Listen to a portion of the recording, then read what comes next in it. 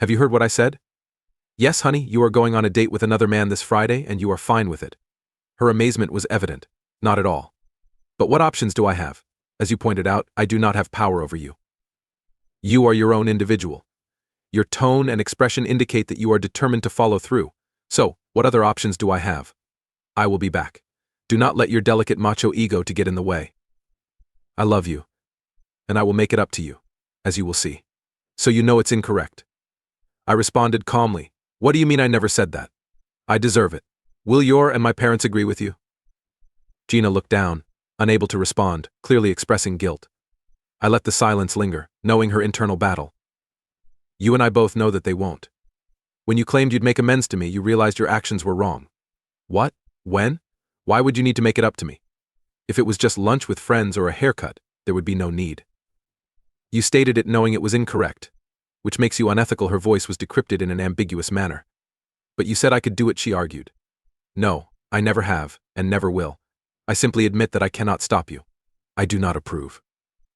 I wish you'd remain or go out with me. We could go to the same restaurant and club afterward. But it isn't about the food or the dancing, right? It all comes down to your preferred company. And that company isn't mine. You want me, correct? Again, she buried her head in silence. What is his name? Anyway, it isn't important. Okay, I won't dispute with that. Simply know this. I do not want you to travel with Mr. P. Hound, and there will be consequences if you do. What are the consequences? I will not say anything, as you and Mr. Hound have done. You aren't only lovely. You, too, are intelligent. I've told you this countless times, not because I have to, but because I truly believe it. I will leave it to you to determine the repercussions of selecting him over me. You're not telling the truth. You love me. You always offer me exactly what I desire, so I want this. And as previously stated, I plan to return. We will adore each other and grow old together. I can't stop you from making dumb decisions. But you have been lamented. You are on your own. With that, I grabbed my keys and went before she could say anything else. The mood in the apartment during the week was unmistakably cold. Thursday night, I collected my possessions and moved to the guest room. What is happening on, Felix? She questioned. I paused with a handful of garments and looked at her with a tinge of frustration. I think I misjudged your comprehension. What do you think I am doing? Are you leaving? She asked. Her voice contained a tinge of anxiety. Yes, my wife wishes to pursue other relationships. Do you really think I share a bed with a random woman? Not a chance, she replied, her tone mocking and petulant. You are such a small boy. You're afraid your small ego will be bruised. Without saying anything, I put the clothing in the spare closet and returned for another load. So you're punishing the big bad witch with your silence, she said, smirking.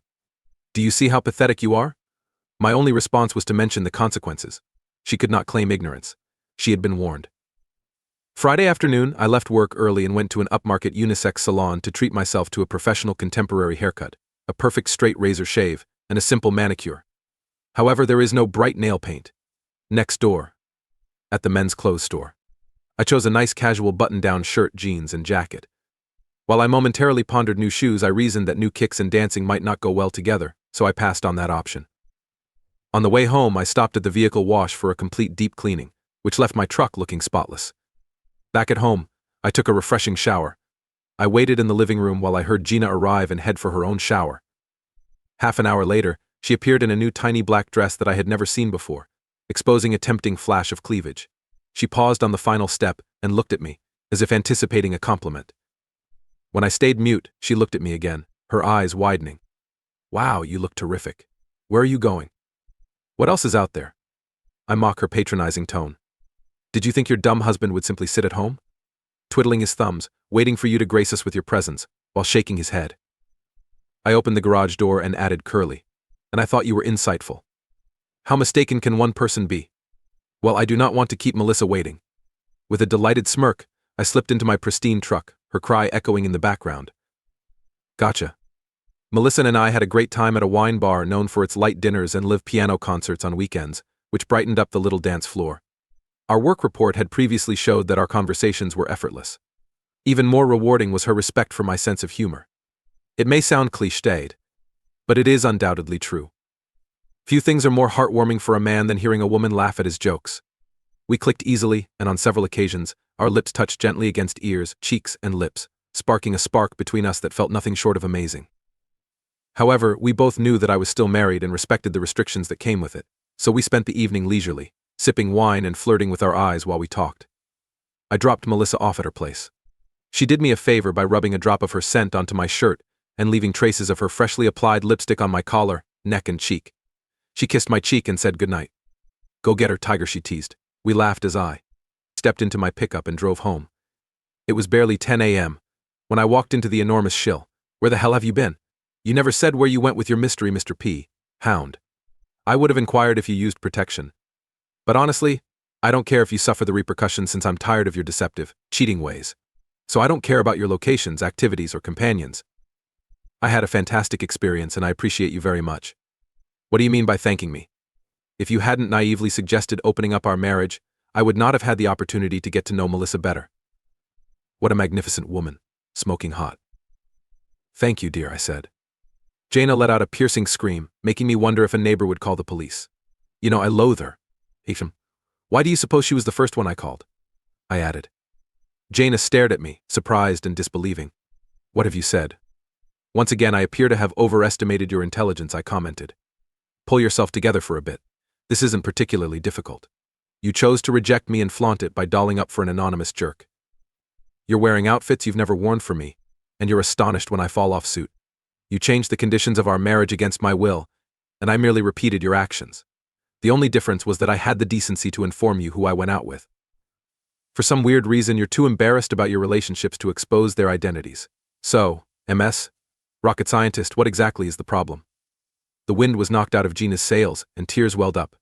I continued without waiting for her response. "Let me assume. Jack Robinson did not sweep you off your feet as you had hoped." Another squeal, this time filled with misery, cut through the air, accompanied by hands clutched over her mouth.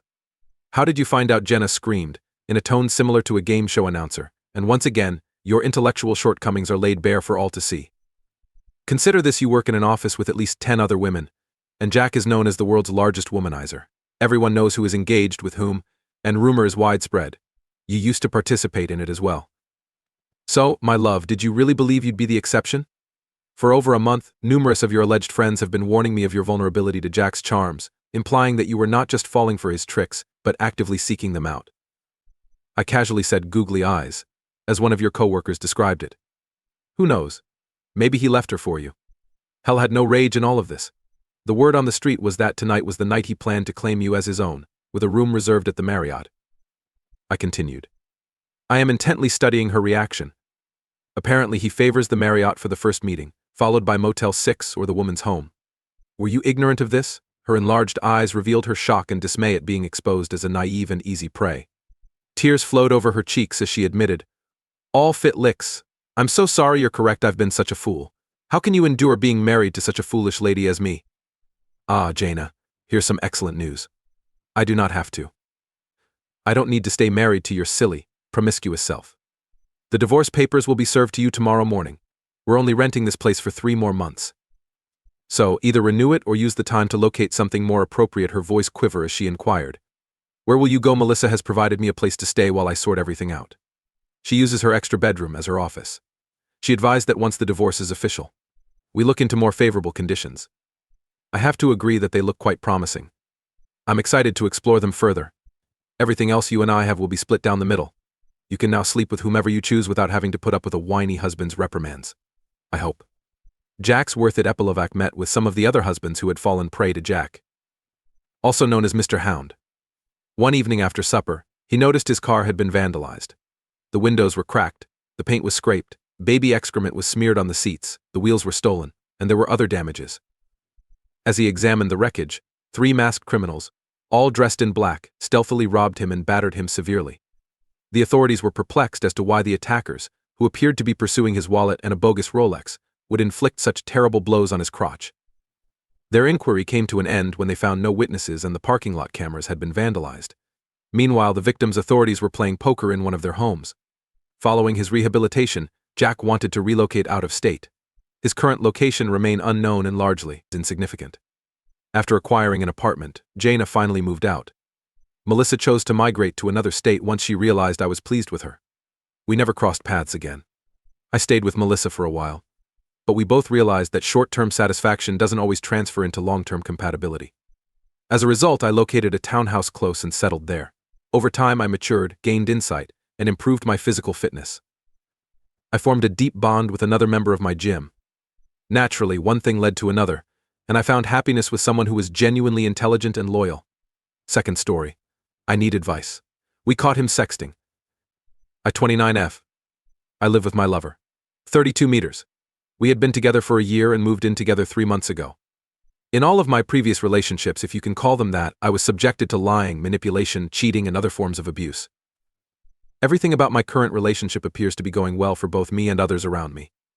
I had suspicions about cheating before, but I always attributed it to my previous relationship experience, and my boyfriend has been nothing but sweet, soothing, and understanding.